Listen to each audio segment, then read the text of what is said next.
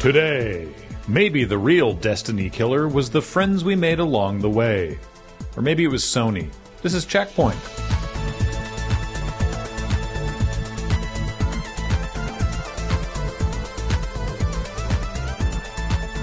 Welcome to CheckPoint. Global memory shortages continue to affect the prices of consoles across the industry, this week resulting in an over 40% increase for Valve's Steam Deck. In this time of uncertainty, we want to assure all of our viewers that this will not affect CheckPoint. That's right. We have hardly any memory, and it's never caused us any problems.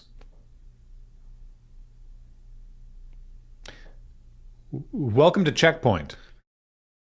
Time for our annual check-in on Star Citizen. Any closer to a release date? Well, in the same way that we are slightly closer to the heat death of the universe, probably. But let's forget about Star Citizen and focus on Squadron 42, the single-player cinematic shooter experience that also doesn't have a firm release date.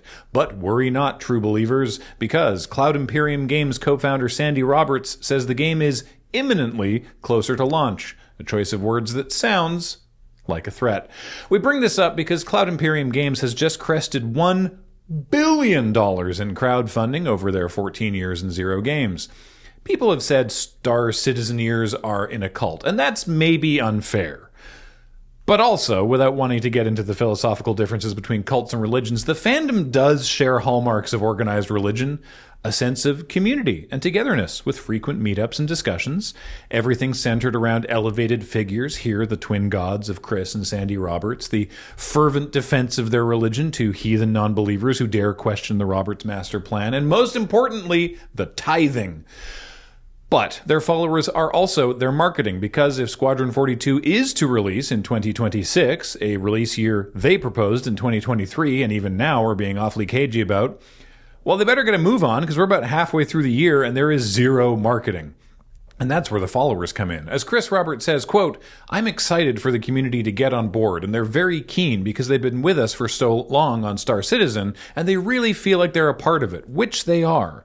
So for them to sing from the rafters that Squadron is launching, I think is going to be an exciting moment. Singing from the rafters, of course, being a derivative of shouting from the housetops, i.e., spreading the word of God as noted in Luke 12:3. I'm not saying Chris Roberts thinks he's God, but I do think he thinks he's got a lot of disciples. Snoopy and the Great Mystery Club launched in October of last year to not much attention, praise, or strong feelings in any direction. It's an unassuming puzzle adventure game that delivers on the promises of being easy to pick up and giving any blockhead who wants it the chance to explore Charlie Brown's closet. Now, 7 months after release, publisher Game Mill is in a copyright battle with Lee Mendelsohn Film Productions because while the characters for the game were licensed, the music was not. Music wasn't licensed. To prove their case in court, Lee Mendelsohn Film Productions brought in a musicologist to drop mad bars explaining in detail the similarities between the game's soundtrack and the original works by Vince Guaraldi, including rhythmic and metric instantiation and identical note events, which I'm pretty sure is how you say, "This song sounds the same as that other song," in the language of someone saddled with hundreds of thousands of dollars of music school debt. Our writing staff only ever handed over tens of thousands for their music education, but they did learn the term interpolation from social media a few years ago, and yes, it does seem that those holding the keys to Vince Guaraldi's IP get to play Hayley Williams to Game Mill's Olivia Rodrigo. You may argue politely amongst yourselves in the comments about whether Misery Business can take Linus and Lucy in the theoretical future Pitch Perfect episode of CheckPoint. Well, Guardians, it's been fun. I mean, for a lot of the time. Some of it was very frustrating, and other times it was outright silly, like when the perennially bugged-out Telesto gun somehow unbanned itself from PvP, but it was fun, and now Destiny is ending. Bungie announced on May 21st that it would still stay available to play, like Destiny 1 before it, but Destiny 2 will be shutting down active development with a final update on June 9th. This comes after months of slow to zero communication, a drought that itself followed a year of underwhelming content releases and high-level decisions that alienated or otherwise bored players, culminating in Sony marking Bungie down with a $700 million impairment loss. And I do mean high-level leadership decisions, because if there's one thing that's always been true of Destiny, it's that the artists and creatives have universally been crushing it for a decade. Brief aside about what an impairment loss is. Bungie did not cost Sony $700 million. They're not $7 million in the red. Sony bought Bungie and counts it among their assets, and they value that asset at $3.6 billion. But with Marathon not being an instant hit and Destiny bleeding players, Sony has reevaluated and said, actually, Bungie's probably only worth $2.9 billion. That's not great, but it's not like Bungie is burning a hole in Sony's coffers. So what's next then? Well, supposedly, the June 9th roadmap update everybody was waiting for is still going ahead, but we already know where that road ends. So in the meantime, players are getting into their feelings and looking for somewhere to hurl their emotions, other than therapy, of course. So, is this the fault of former CEO Pete Parsons and his multi-million-dollar retro car hobby? Is it Sony's fault for not letting Bungie cook? Or is it Marathon's fault, with reports that, at Sony's direction, Bungie had allocated staff from Destiny to Marathon? Some seem to think so, with the critically acclaimed Marathon now seeing review bombing from Destiny players who seem to be operating under the belief that Marathon's failure would bring Destiny back. Hey, listen, I played Destiny since the D1 beta and all through D2 up to about a year and a half ago, and now I'm playing Marathon every day. It's fun. You don't have to like it. But the idea that if you somehow make Marathon fail, that Bungie will go, oh, shoot, you right, and start supporting Destiny again is hilariously misguided and embarrassing. There's even a petition for Bungie to make Destiny 3, an option they already decided not to do, and supposedly this petition has more signatures than Marathon has players. Well, let me tell you, as a company that once had to dispose of a pallet of unsold We Play Proctology t-shirts, people saying they will buy something is not the same as them actually buying something. If Destiny 3 was going to happen, it should have happened after the final shape and before all those layoffs. People have been calling Destiny a dead game for 10 years. It sucks that it'll finally be true, especially since other companies tried time and again to make a Destiny killer, only for it to end up being an own goal. So if I can make one final plea, Bungie, please, you have to realize, if you shut down Destiny, that means the Telesto has finally won. Bandai Namco has found a bug in the new Tamagotchi Paradise, where if you let your Tamagotchi live to a multiple of 256 years old, it will start uncontrollably sobbing, and you'll be unable to get it out of that state for 30 years. And if you think this is weird, think about how you would act if you lived to be 256 years old and weren't allowed to die. Gen Alpha can attest that the moment their parents turned 30, they slowed down a lot, and some even spent more time than usual weeping in the bathroom where they thought no one could hear. Seminal aging documentary Logan's Run taught us about what it's like to turn 30. You run through a maze of hallways and rooms, evading your would-be captors, getting some cardio, and eventually meeting with a box-shaped robot. Also, you have to kill your best friend. But on the upside, you get to watch the society you once imagined as idyllic crumble around you and realize that it's going to take a lot of hard work as the new world struggles to be born. This is now an allegory about 2026. Is this where I'm supposed to say, oh no, my Tamagotchi, and like run hilariously off camera? You didn't have one, did you? No, I can barely keep our streamers in Studio A hydrated. What about your actual child? Oh no!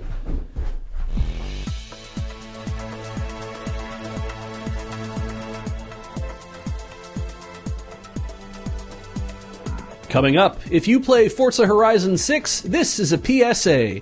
Bowie Knife 99 is not real, they are powerful, and they are not your friend. Okay, that should keep the heat off. Yeah. It's fine, she's at school. Sick. Yeah. Good for her. Yeah. Stay in school, kids. Welcome, TikTok viewers. That's the hope.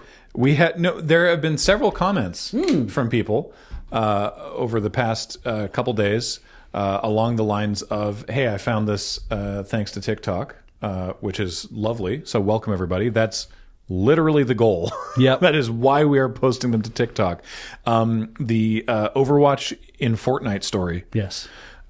is now up to 860,000 views. So the moral of the story there is do stories about Fortnite, do stories about Overwatch, or lament how Fortnite and Overwatch are just indications of a failing gaming industry. Something like that. Yeah. I don't know what the solution is yet. I'm just glad that you can go pseudo viral in this day and age. That there's a way to attract more people to watch your stuff. The best part the reason that I bring it up, I mean, I did want to say hey to everybody who's just discovering us for the first time. We're Loading Ready Run. This is not all that we do. We do a bunch of other stuff, but this is among the things that we do. But I did want to share, because in that story, I make a joke about how it's like there's an increasingly high likelihood that someone watching this show is in Fortnite. So we received a DM on TikTok, which I've been cleared to share at the request of the person who sent the DM with some particular things removed. Great. But someone who worked at Fortnite or worked at Epic on the original Save the World mode. Okay. And ended up leaving as like a farewell nod from the art guys, as they say, modeled one of the like early default skins after this person. That's cool. So they messaged us and they were like, technically I am a skin in Fortnite. Yeah, but even more technically, you are default. Like that's one of them. Yeah, but I don't even know if it's like I don't know what skin. I don't want to. I don't want to theorize. I don't want to give any potentially identifying information. They did say, I'm DMing you this because I don't want the public smoke on it. Yep. But we did ask, like, can we share this? This is really funny now. And so thank you for that. I was like, that's hilarious. Next step is now I have to get in it somehow. Yeah. I don't know how. Yeah. I don't know what I would do that's possibly notable enough to get in Fortnite, but also they'll let anybody in. For all of our younger viewers, what you are seeing is not Unk. I am very Riz, and I am here to slay. Yeah, thanks, B. Mm-hmm. Just putting that down there for all of the children. I mean, my peers. Hello, fellow peers. Hello, fellow children. Yes. Being awfully cagey about. The fact that it's Ian doing that story makes it even funnier. This week's stories. Let's see. You wrote about the Tamagotchi. That sounds like me. Yeah. Yeah. Love a Logan's Run reference. Yeah. We've all seen it. Love a Logan's As Run. Everyone our age has seen this. Children movie. has seen Logan's Run. Mm-hmm. Yeah. We were talking about it before we recorded, and we're like, yeah, Logan's Run, right. And you remember it, and you're like, oh, right, that's the one where it's when they turn 40, then they all have to go die. And then you go watch it, and you're like, no, it was 30. It was 30. They were like, oh, it's Life Day. Well, no, Life Day was Star Wars Holiday Special. I'm not. Maybe the original story was 40. Who knows? In Logan's Run, it was Carousel. Anyway, the fact that I actually had a question about that story. Sure. They turn 256. Yes. And then they start crying. Yes. And for 30 years. For 30 in-game years or our human years? In-game years. Okay. The best I can tell. So it can't take that long because they get to 256. It's a byte rollover is what it is, right? Yeah. It's like you get to 0 to 255, and at the point where because what's supposed to happen is after 30 years, the Happy Tamastar event happens, and your Tamagotchi turns into a star. Oh. But now the newer Tamagotchis allow you to prevent that event from happening, so you can keep your Tamagotchi alive forever. But they are elderly at that point because 30 is elderly.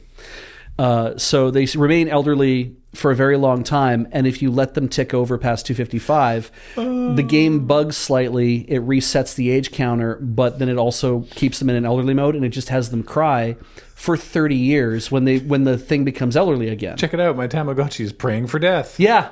Good Lord. And that means, again, at 512 and at 768, they will do that. Yeah. And it doesn't track the age properly either after that point either. It just resets the age. So you have to know in your head how many times that you have kept this thing wishing for death.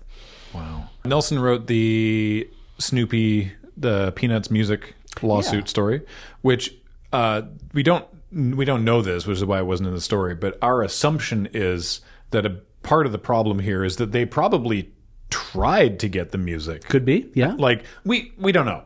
We presume that they were like, yeah, we want to do this and we want to license the music, and they were like, well, it's going to cost you this much to license the music, and then they went, oh, well, we won't, and then went and made their own sound-alikes, and so the people that they were going to license the music from were like, no, you can't do that. Yeah, which is really weird, too, because you could just... At this point, you could hire a session musicians to be like, what we need is some Vince Guaraldi type jazz. If it sounds anything like the real Peanuts soundtracks at all, we will not use it. Yeah. But you could find people to be like, I need something that kind of evokes that same feeling. and you would find session musicians who'd be like, "Oh hell yeah, I get to do my own Linus and Lucy." It's like you do, just don't make it sound like that. Just make it fun and funky and jazzy and upbeat, and that's all we really desperate want. Jazz session musicians would be to like just kind of jam for a bit. Yeah, it's fine. Instead, it's like, no, we have to have sound alikes. There has to be rhythmic and metric. I'm sure they asked for that too. It's like, hey, musicians, we want some rhythmic and metric instantiation, but if anybody asks, there is no identical song beats. Music wasn't licensed. I wrote about Star Citizen. I know that I'm sure we will get some comments about it. I pray that you admit that it's weird.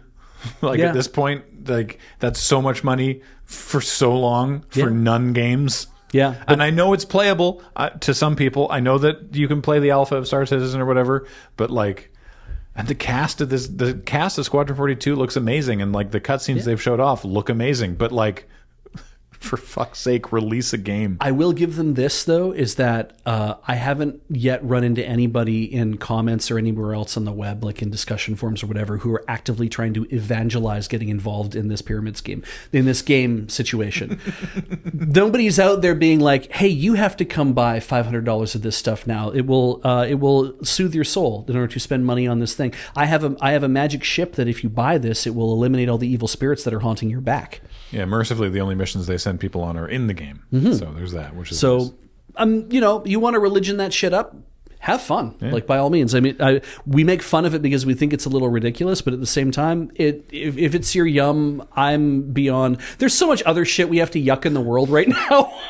You can have that. So far down the list of things that matter. Yeah. Potentially even further down, I also wrote the story about Destiny. Man, it just sucks. It's a nice send-off, though. Yeah, but it's like I posted about it when that was announced, that it's like, look, I haven't played in a while because they did the final shape that felt like a really good narrative conclusion, and the stuff that came out after that, from a mechanical perspective, didn't really grab me. There's some really cool lore stuff, and like the story and everything was really cool. But like mechanically, I was just like, I'm just not feeling it. But it is sad for it to sort of be like, just go out with a whimper, like it. If they were gonna wrap up D2, it should have been like at the that like big narrative conclusion at the end of the final shape, something climactic. Yeah. Yeah. And now it's just sort of like, it's just. It's over. When that happened with D1, it was because D2 was happening. Right. And this is now just like, well, and it is wild that it's like for so many years, they were the only ones that were successful at this. Like other people, like, in that graphic that Paul did, Anthem, right? People were like, this will be the Destiny killer. And Anthem was not good. I played it. I played the beta. And I was like, this sucks. This feels bad to play. And I gotta say, that's what Bungie has going for it. Because I mentioned Marathon as well, right? Sure. Yeah. I'm not a fan of extraction shooters. I've never played Tarkov. I've never played Arc Raiders. The gameplay loop has never grabbed me. But I was like, well, I like the original Marathon, and I know this is absolutely nothing like that. Sure. But I do like Bungie, and boy, Bungie knows how to make a game feel good to play. I can evangelize briefly. They're doing the season rollover. It's coming up on June 2nd, and they're doing a free week. Oh, lovely. So try Marathon out. Maybe you'll hate it, and that's fine. Yeah. That's justified. But I've been having a lot of fun with it. So good. I know. So the part where you said fart instead of fault. Yeah. I mean, I think it's fine. I could do it again. Is this all the fault of former CEO Pete Parsons? Pete Fartsons. I think that's what messed me up. I was reading Parsons and fault, and I just said far.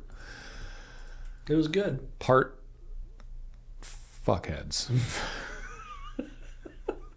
Briefly, the other story, the coming up of the... I'm not alleging anything. No. I'm not alleging anything about Bowie Knife 99. As a reminder, the way Forza Horizon works is that people play their game, and then the way that they play their game, the game goes like, okay, we're going to record how you did that race, and we're going to make you as a do they use the term drivatar? I thought that was something from the club. They're referring to it. You keep seeing AI drivatar is what people keep referring to it as, and so they model after your gameplay, the way that you play, and your style of play or whatever else. They're like, great. So it's not, you're not racing a ghost that is just like, this is what this person did. It feels like what you're racing is all of the driving behaviors of the person who steers that car. And this one person, Bowie Knife 99, is apparently a very good racer, actually, but also drives like like a menace. Yeah. And it's just, this is very funny. At times, it's just like, you know what? At this point, I'll drive off the road into somebody else who's trying to win this race. Yeah. Why not? Why not do that? It's like, well, because it's ruining the game for people who are trying to have fun. But why not do that? But it's fun in its own way. Yeah. So I'm glad it's like they have some memes now to enjoy. They have their own Telesto. Yeah, exactly. Hey, we have a store.loadingreadyrun.com. No We Play Proctology shirts, but there are some things on the horizon, so keep an eye on the store for that. And, of course, everything we do here at Loading Ready Run, which is more than just this. We got other YouTube channels. We got a Twitch channel. We got all sorts of stuff. It's all brought to you by you and your support of our Patreon or by becoming a member on this YouTube channel. And the member shoutouts will be at the end of this video. That's all we got going on today. Goodbye, everybody. We'll see you later. That felt better. Ow. I hit my fingers.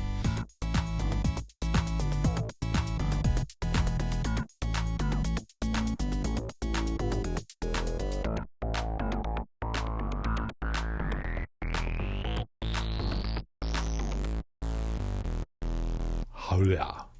Destiny Killer.